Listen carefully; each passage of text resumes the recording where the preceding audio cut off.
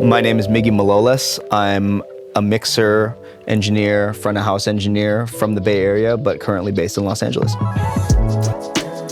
Some of the people I worked with are E40, Killer Mike, Daniel Caesar, Tate McRae, Lisa, Doja Cat, the list goes on and on.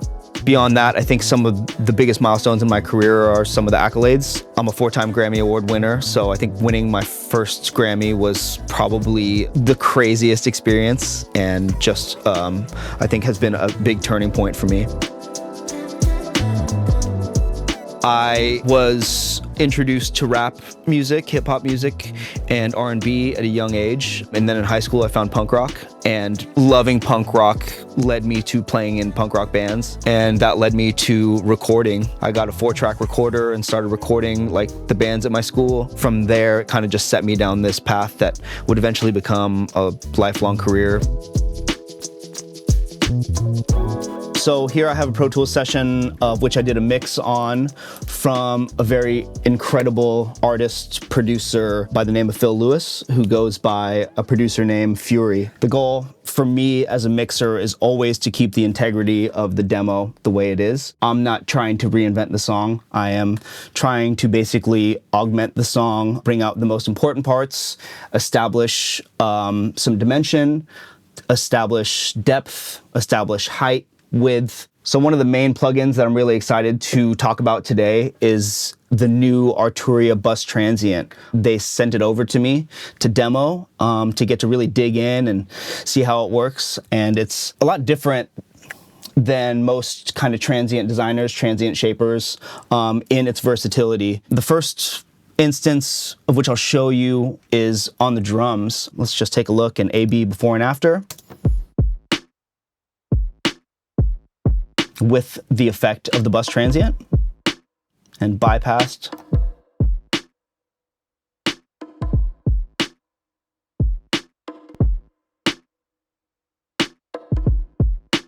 Okay, so immediately what I'm getting from this is a little more knock from the kick, a little more snap from the snare, some roundness from that conga loop that's in the back there. And what's really cool about this plugin is that you can split up the signal into 3 different bands. Each band you can manipulate independent of one another. So what I did here is on this mid band, I boosted the transient just a little bit, just to get some of that mid-range sort of definition from the top of the kick as well as the snare. I also boosted the body just a little bit and gave it a little more time so that you kind of get the warmth from the decay. If we go to the top section here, I also gave it a little bit more transient at the top. This is mainly for the top of that snare to get that crack. And also overall, I adjusted the tone a little bit. So with these tone knobs, if you crank this percentage up, you get a brighter tonality, and cranking it down, you get a sort of darker tonality. One thing that's really cool is when you crank this, it's still not offensive, and we can kind of push this up to see. And if you end up liking some of that, you can bring the mix down and then still preserve the original tone of the kick and snare, but still get some of that nice attack that the transient shaping offers.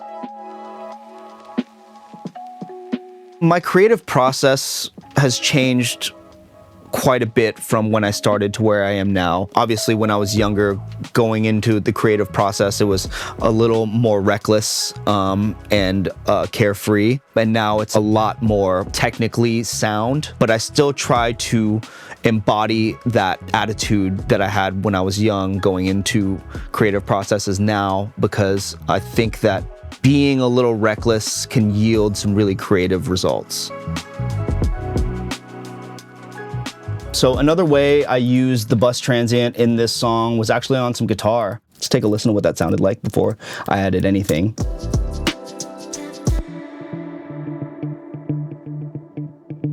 So you could hear, I mean, it's serving its purpose in that it's a very rhythmic part, but it's not poking out over the mix, and it's not really in its natural state. It's not helping enhance the groove. So I'll show you how I used the Bus Transient.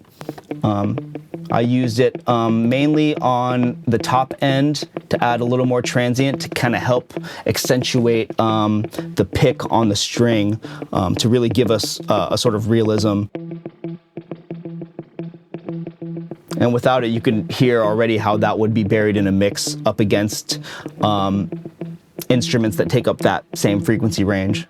Again, on this guitar, you can really kind of tweak these parameters out. Like if I wanted just a little more body, if I thought the guitar was a little thin, which it might be, is I can add a little more transient to the bottom.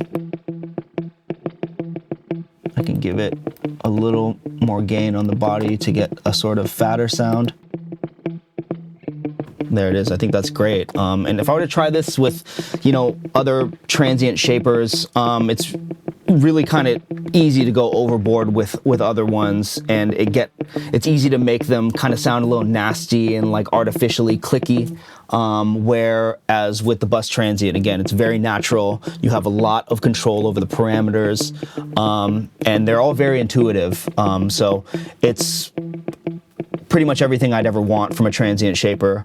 Man, I started using Arturia products early on. The first one I ever used was Tape Mellify, I think. It was like a free plugin that somehow I saw a promo and like I checked it out. And ever since then, I've been in love with the products. They just make very faithful recreations of classic tools, but with a modern twist that sound really great. And I integrate them into my workflow almost every day. One of the tools that I've recently been loving most from Arturia is the Tape J37, which is a recreation of the J37 tape machine. On this mix, I used it on the mix bus, and I really just love the way it kind of gives an overall feel and vibe to my mix as a whole. So we could hear what it sounds like in and out.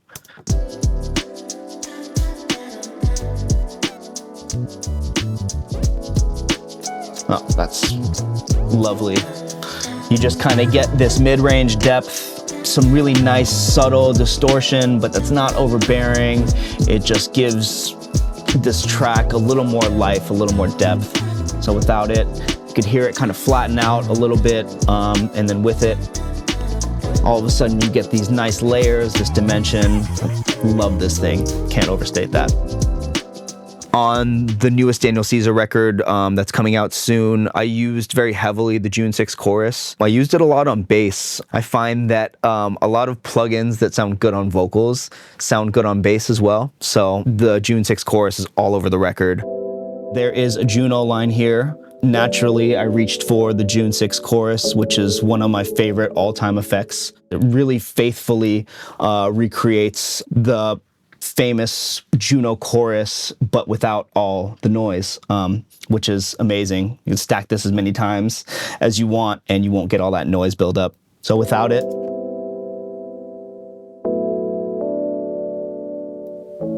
with it,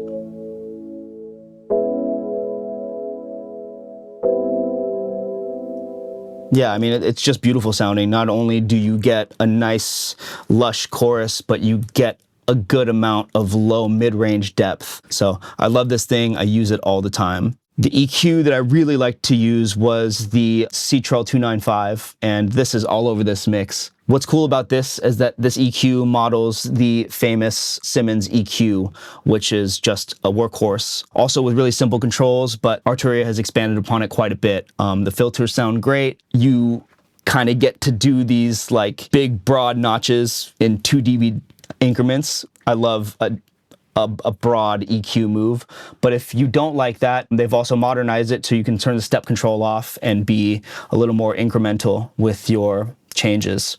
One reverb that I really love from the effects collection is the Reverb Intensity. This thing is just really awesome and versatile. You can get some very cool textures. It can go forever. It can be really lush and wide. You can make it really granular and trippy.